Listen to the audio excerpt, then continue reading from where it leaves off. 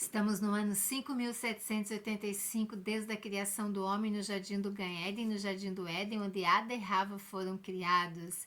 Nós temos aqui no nosso canal estudos semanais e porções diárias de Torá feitas exclusivamente para você. Se você está aqui pela primeira vez, seja muito bem-vindo. Se você já é inscrito no nosso canal, muito obrigada. Fica todo o meu carinho, meu amor para você, porque você está nos ajudando a divulgar a Torá do Eterno. Assista os vídeos até o final. Se você perdeu algum vídeo sobre alguma porção, alguma leitura de Torá que foi lida aqui para você, visita aqui o nosso canal, né? Vai ali, procura, que está recheado de bênção ali para você, né? Que você possa se alimentar. Sabe que uma pessoa bem alimentada, ela fica forte, né? E nós precisamos alimentar a nossa alma. E como vamos alimentá-la? Com as leituras de Torá, né, na nossa vida. Ela nos enriquece, a nossa alma se eleva junto à presença do Criador, aquele que criou todas as coisas. Eu, Nara Chaves, no Torá e Prosa. Hoje nós vamos na leitura da sexta e sétima leitura de porção de Torá, da 11ª Parashá do nosso ano de 5.785. Este é o ano que o Eterno fez para nós. Foi esse que o Eterno criou para nós. É neste ano de 5.785 que o céu se abre, as bênçãos dele acontecem, porque foi ele que fez, tudo é dele, para ele, o louvor, a grandeza, a honra e a glória é para o Eterno Criador. Nós acreditamos nisso. E você, conta para mim, se você acredita, escreve aí, eu acredito, e que o Eterno te abençoe. Então vamos de leitura, né, da sexta e sétima porção da Parashá Vaigesh, que quer dizer, Vaigesh quer dizer e aproximou-se, né? O irmão de Yosef se aproxima dele. Nessa sexta leitura, Jacó enviou Yehudá antes dele para mostrar o caminho para Gósen. Yosef subiu a Goshen e sua carruagem para encontrar Jacó caiu em seu pescoço e chorou. Jacó disse a Yosef que agora ele poderia morrer, visto que tinha visto o rosto de Yosef. Yosef disse a seus irmãos que iria dizer a Faraó que seus irmãos tinham vindo, que criavam gado e que haviam trazido seus rebanhos, manadas e todas as suas posses. E Yosef os instruiu que quando Faraó lhes perguntasse qual era a sua ocupação, eles deveriam dizer que eram pastores de gado, pois os pastores eram uma abominação para os egípcios. E Yosef disse ao faraó que a sua família havia chegado à terra de Gósen e apresentou 5 de seus irmãos ao faraó. Faraó perguntou aos seus irmãos qual era a sua ocupação, e eles disseram a Faraó que eram pastores e pediram para viver na terra de Gósen. Faraó disse a Yosef que sua família poderia viver no melhor da terra em Gósen. E se ele conhecesse algum homem capaz entre eles, ele poderia designá-los para cuidar do gado de Faraó. Yosef colocou Jacó diante de Faraó e Jacó abençoou a Faraó. Faraó perguntou a Jacó quantos anos ele tinha. E Jacó respondeu que tinha 130 anos e que poucos e maus foram os anos de sua vida.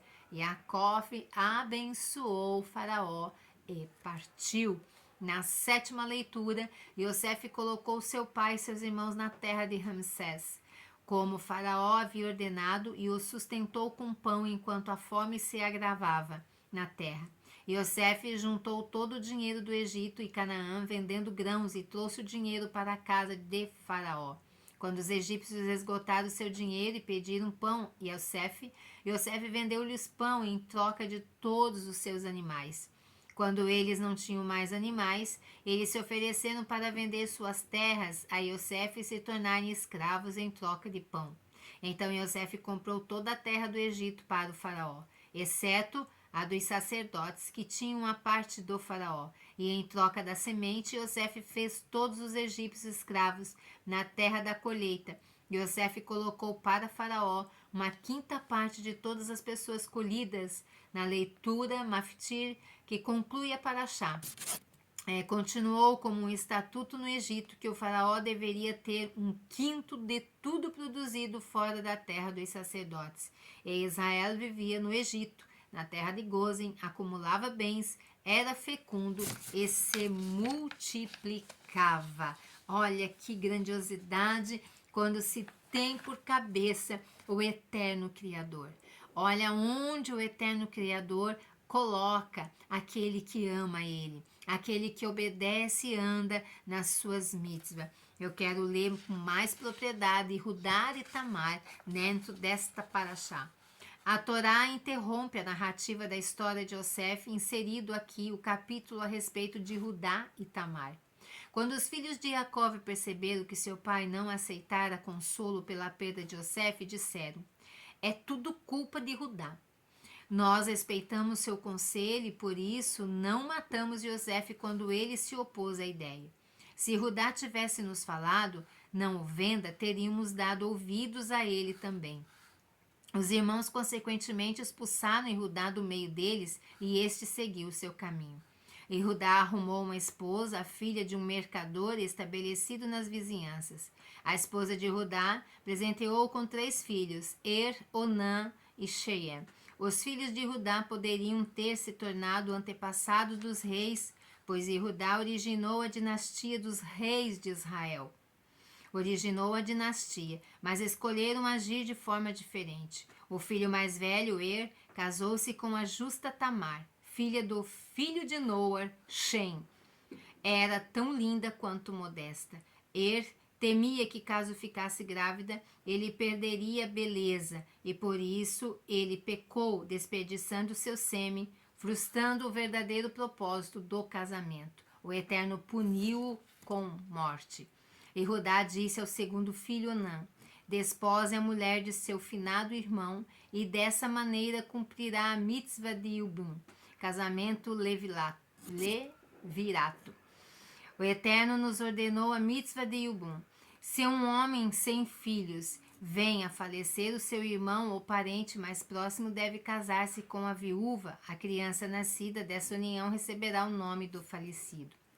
Onã concordou em aceitar Tamar como esposa, mas como seu irmão pecou, desperdiçando seu sêmen, por causa disso o Eterno puniu e ela também morreu. E ele também morreu. E Rudá temia casar seu terceiro filho com Tamar, achando de mau agouro o fato de que os 2 maridos terem morrido. Pensou que ele pudesse ser a causadora da morte dos 2. Por isso, adiou o casamento de Sheia, afastando Tamar com as palavras: fique na minha casa até que Sheia cresça. Quando Sheila cresceu, entretanto, Rudá não o casou com Tamar. Nesse meio tempo, a mulher de Rudá faleceu. Seus irmãos vieram para confortá-lo. Quando terminou o período do luto e Rudá foi supervisionar a tosquia de suas ovelhas, Tamar queria ter filhos que descendessem da tribo sagrada de Rudá, profetizando que pessoas de valor nasceriam de uma união entre ela e Rudá.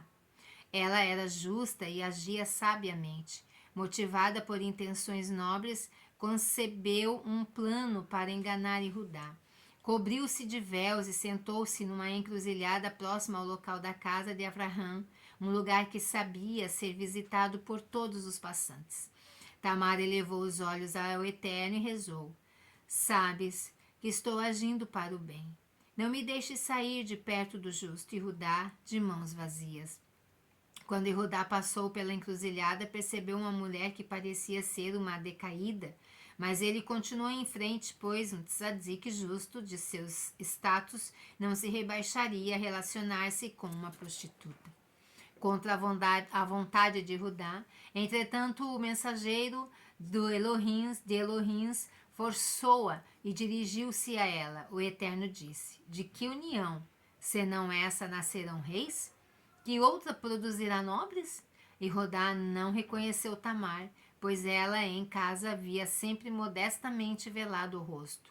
Foi exatamente por causa desse traço de modéstia que o Eterno a havia escolhido como ancestral da família real do povo de Israel. E Rudá perguntou-lhe: você é gentia? Não, respondeu ela. tornei-me uma judia. É casada? Não. Talvez seu pai a tenha destinado a outro homem? Não, sou órfã. Ela perguntou a ele: O que você me dará para vir comigo? Mandarei a você um cabrito do rebanho. Você pode antes dar-me um penhor? Pediu Tamar. Que penhor posso lhe dar? Perguntou Yehudá. Dê-me seu anel de sinete, sua capa e o cajado que tenha na mão. Com seu anel de sinete, consagre-me como sua esposa, conforme é costume. Yehudá fez a cerimônia de casamento na presença de 2 testemunhas, as 2 pessoas que o acompanhavam.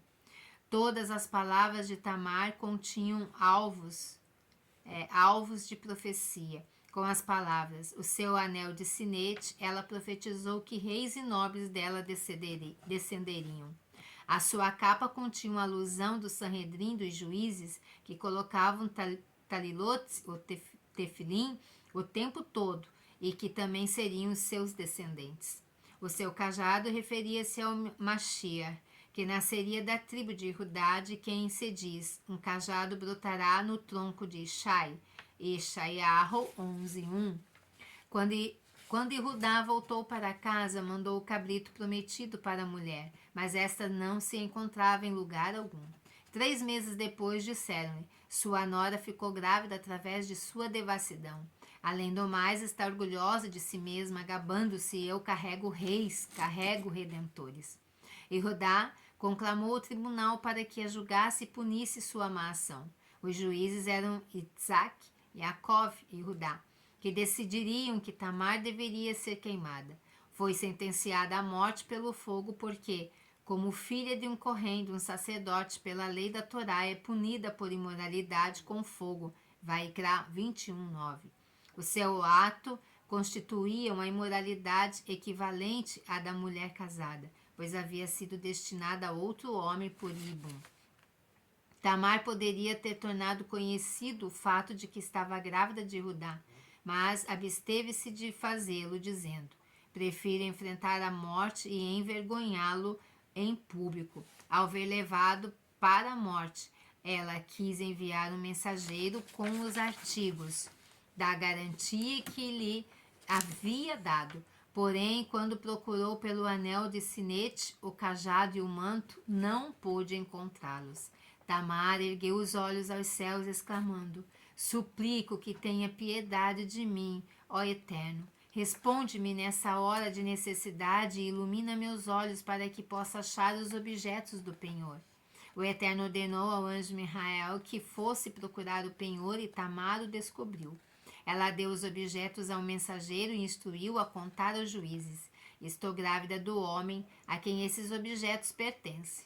Não quero tornar o seu nome público, mesmo se tiver de ser queimada. Por favor, reconheça a quem pertence. A súplica por trás das palavras eram dirigidas a Yehudá. Por favor, dê ciência ao Criador e não destrua a mim e aos filhos que carrego. Quando Yehudá viu os objetos do penhor, sentiu-se envergonhado e foi tentado a negar que pertencia a ele. Mas venceu a batalha contra sua má inclinação, pensando: prefiro ser envergonhado neste mundo e sê-lo perante meus justos antecessores no mundo vindouro. Ele admitiu: ela está certa. Eu estava em falta e não a deixando casar com o meu filho Sherem. Ela esperava um filho meu. Uma voz celestial proclamou: foi por minha ordem que estes fatos aconteceram desta maneira. Ela será antecessora de reis e profetas. O nome Judá contém todas as letras do divino nome de Elohim, Yud-Rei Vav-Rei. Porque Judá santificou o nome de Elohim ao admitir publicamente a verdade. Tamar teve gêmeos. Durante o nascimento, um deles esticou a mãozinha para fora e a parteira imediatamente pôs uma fita encarnada brilhante no seu pulso para marcá-lo como primogênito. Mas o bebê retirou a mão e a segunda criança nasceu primeiro. Por isso foi chamado Peretz, que significa aquele que irrompeu.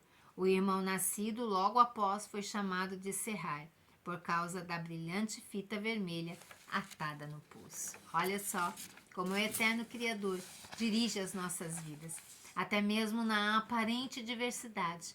O eterno, ele está no controle de todas as coisas. E hoje não é diferente disso.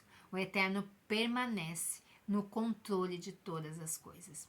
Quero ver se deixo aqui com vocês no canal como foi que aconteceu com a minha vida quando eu descobri a verdade. Depois de muitos anos de pastoreio, né? Hoje eu me encontrei com a verdade. Quero ver se consigo deixar aqui com vocês no canal, que você possa assistir, comentar, compartilhar e se inscrever no nosso canal, nos ajude a crescer e a dividir, né, a compartilhar de verdade, né, essas delícias de porções de Torá.